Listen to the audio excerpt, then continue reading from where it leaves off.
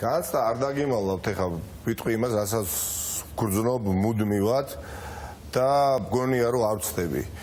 მოდით სიმართლე უთხრათ ერთმანეთს. უკანასკნელი 7 წლის განმავლობაში თუ 8 წლის განმავლობაში ხელისუფლების ცვლილების ორი შანსი არსებობდა. 2012-ში და შეიცვალა ეს ხელისუფლება, ამზუხაროდ ჩვენ შეიცვალა ეს ხელისუფლება. ბევრი შესაძლებელიც იყო, ბევრი ამბობს, მაგრამ შანსი იყო თამაშდებოდა თლიანი ხელისუფლების ცვლილება და მოიგო ქართულმა ოცნებამ, ხო? და მეორეჯერ ეს შანსი იყო 2016 წელს და ვერ შეიცვალა ეს ხელისუფლება. ობიექტური და სუბიექტური მიზეზების გამო. და მე ნაციონალურ მოძრაობის პოლიტიკური საბჭოს თავმჯდომარე ვამბობ, რომ 2016 წლის არჩევნები არ გაყალბებულა ისე, როგორც დაუშვათ შეიძლება მამას ეგონოს, რომ არჩევნების საბოლოო შედეგებზე 16 წელს გულისხმობ. გავლენა იქონია ხალხთან. ახლა დავდიოდით 16 წელსაც, 15 წელსაც, 14-ში ხო, თქვენ ვერ დადიოდით. და შეიცვალა კი არა პირიქით საკონსტიტუციო უმრავლესობა იყო საერთოდ. ხო, იყო 16-ში. ვიდრე 18-ში. მაგრამ აი ნახე 18-ის შემთხვევით არ ვახსენე 18 წელს ნამდვილად მოიპარა ბიძინა ივანიშვილმა არჩევნები მაგრამ როგორი არჩევნები მოიპარა რა არჩევნები იყო საპრეზიდენტო არჩევნები და რა არჩევნები იყო ეს თუნდაც თაწმინდაზე ზუგდიდში მარნეულში ან ზესტაფონში შუალედური ჯერ თვითმმართველობის არჩევნები რა არის ხო თვითმმართველობის არჩევნების შუალედური არჩევნები ხო საზომად ვერ გამოდგება ეს ორი არჩევნები ვერ ჩაშადელი და ვერ წლევანდელი და მასშტაბების მიხედვით ძალიან ძვირი დაუჭდა ძალიან დიდი ენერგია და ძალიან მესამე შანსი ხელისუფლების ცვლილების გვეძლევა აი ახლა 2020 წელს მაგრამ ეს იმას არ ნიშნავს რომ 2020 წლის არ ვიცი 17 ოქტომბერს თუ ჩაინიშნა არჩევნები 17 ოქტომბერს უნდა მოვიკრიბოთ მთელი ძალღონი არავითარ შემთხვევაში იმაში ყველას ვეთანხმები ვინც შემდეგ მოსაზრებას ასე თქვა აფრქვევს და ამბობს ხშირად რომ არჩევნებამდე უნდა მოვიგოთ დიახაც ნამდვილად მაგრამ ეს დავიწყოთ აკლავე მაგრამ იმის თქმა რომ რახან ეხლა თაწმინდაზე ხახნო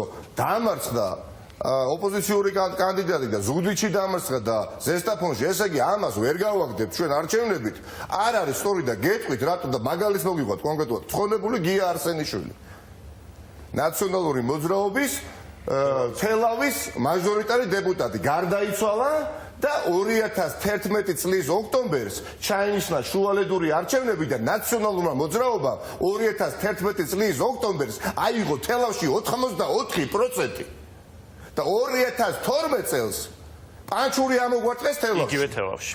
და მოგვიგო, ხო, ეგრე არის ოპოზიცია. ანუ აი საფეხბურთო ლექსიკით ვთქვა, სხვა არჩევნები რეალურად არის აი UEFA-ს თასის გათამაშების, ასე თქვა, დონის, რაღაც ინტერტოტორო იყო და სოფლიოს თასი თამაშდება 20 წელიწადში ერთხელ, ხო?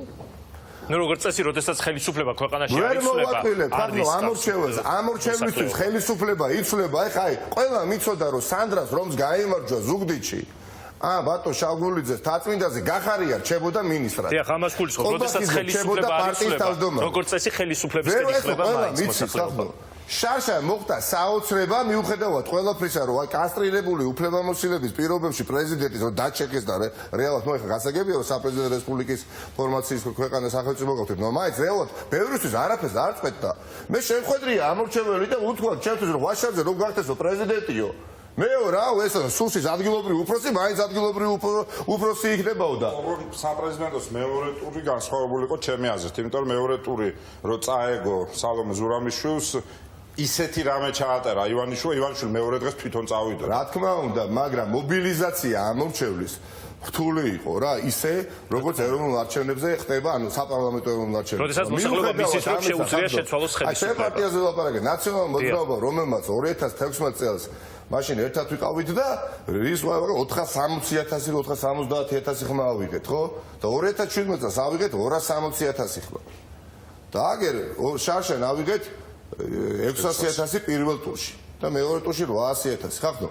თქვენ თუ გონიათ და გაიხსენეთ ამ აყურებლებს მიმართა გულანთებულ ნაციონალურ მოძრაობის ხარდაჭერასაც მიმართავ რა. გაიხსენეთ ქართული ოცნების აქტივისტი თქვენი მეზობლები რა საუბრობდნენ 2012 წლის წინა თვეებში რომ ნაციონალურ მოძრაობას არჩევნებითო ვერ გავაგდებთო. ნაციონალურ მოძრაობას სისხლს დაურისო. მიშა არ წავა არჩევნების გზითო. რა მოხდა? და რეალურად ბიძინა ივანიშვილი და ეს მთელი ეს ქართული ოცნება კი არ გამოდიოდნენ და ისინი არ იცავდნენ რომ ამათ არჩევნებითო ვერ გავყრითო. ყველას მოუწოდებდნენ რომ არჩევნებზე მოდით რეალურად კი ბატონო ემზადებოდნენ მეორე დღისთვისაც. დაგეშეს, დანაზმეს ხალხი საარჩევნო უნებთან და რევოლუცია მოგვიწყეს საარჩევნო ურნებთან.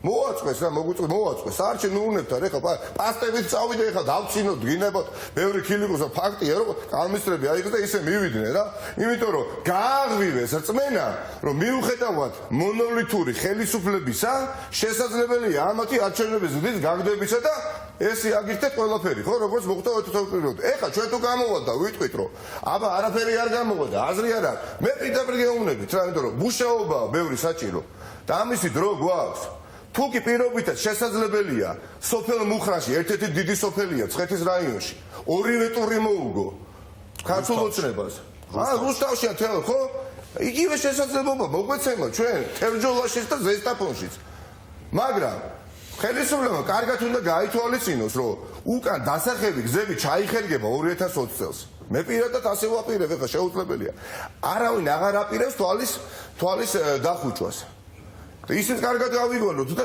დავიმახსოვროთ რომ ის რომ ზუგდიდში არჩევნები გაყავდა და ის რომ ზესტაფონში და მანოში არჩევნები გაყავდა სოფლიო ისტორიის პრაქტიკაში არ არსებობს ალბათ პრეცედენტი რომ ადგილობრივი თვითმმართველობის არჩევნების აი არასამართლიანი ჩატარების პირობებში ეროვნული ხელისუფლება შეცვლა და აი ზუგდიდში რომ გაყავდა არჩევნები მაგალითად ხო დიდი პატივისცემის და მიუხედავად თბილისელებსა ზუგდიდელებსა თბილისელი არ გამოვა ეხლა რა ქუჩაში და არ იტყვის რომ ეხლა სოფელ რუხელებს რომ გაუყალბეთ იქ არჩევნები მოდით ახლა ჩვენ ვერელებს ეს არ მოგწონს ეს ყველაფერი აი ახლა დღეიდან და ამიერიდან დიახაც ჩვენ მოუბრიდებათ უნდა უთხრათ ბიძინა ივანიშვილს რომ დიახაც ხალხი მზად არის ხელისუფლების სრულებისათვის და ოპოზიციას აუცილებლად აუბანს მხარს და ფეხ გაყვება ამ ნებას. და იმ შემთხვევაში თუ ამ ნებას წაართმევს, ეს აღარ არის 2016 წელი ხო?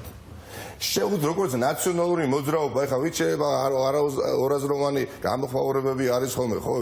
როგორც ნაციონალურ მოძრაობას არაფერი აღარ აი ვერ გამოვაცხადებდა რა ეხლა თქვენ დიდი პატივისცემის და მიუხედავად ასევე ვერ გამოვაცხადებდა ნაციონალური მოძრაობა 2012 წლის 1 ოქტომბრის 9-10 წუთზე რომ ნაციონალურმა მოძრაობამ არჩევნებში მიიღო 53% მთელი თბილისი გარეთ გამოვიდოდა იყო ეს ასე დაწყობა იყო გამოვიდოდა აი ასევე ქართული ოცნება 2020 წლის 9 საღამოს 9-5 წუთზე არჩევნებს გამარჯვებულად ვერ გამოაცხადებს იმიტომ რომ ვერ მოიგებს და თუ მაინც გაბედავს და საოცრებებს ჩაიგდეს თავისთავად დააბრალოს და მე გვიხილეთ ეხა რისი გამკეთებლებიც ვარ მადლობა ეჭვმაქვს რომ ჩემი გამოსაცხადებელი იქნება 9-5 წუთზე ეგ ეგზიტ პოლიც საიდანაც პირველად გაიგებს მოსახლეობა რა მოხდა 2020 წელს